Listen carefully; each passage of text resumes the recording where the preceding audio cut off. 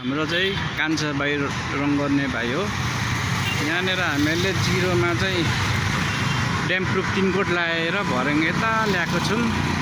मैले अहिलेदेखि भनेको होइन, एसियन पेन्ट्स कम्पनीको मान्छेलाई यो हामीलाई सेफ्टी बेल्ट चाहिँ उपलब्ध गराइदिनु भनेर मैले अहिलेदेखि भनेको होइन, कति वर्ष भइसक्यो। एसियन कम्पनीको मान्छेले सेफ्टी बेल्ट नल्याइदिएको हुनाले हामीहरूले जोखिमपूर्ण तरिकाले बेल्ट सेफ्टी बिना काम गर्नु परिरहेको छ। यो चाहिँ हजुरहरूको गडस्मान चोकको घर हो। गडस्मान चोकमा हामीहरूले फुल्ली भित्र बाहिर सबै कलर गरेको छौँ।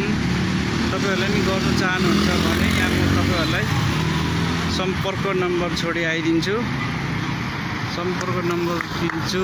यहाँ यस्तो सेफ्टी बेल्ट नभएको हुनाले गर्दा बेल्ट सेफ्टी पनि गरिरहेछ।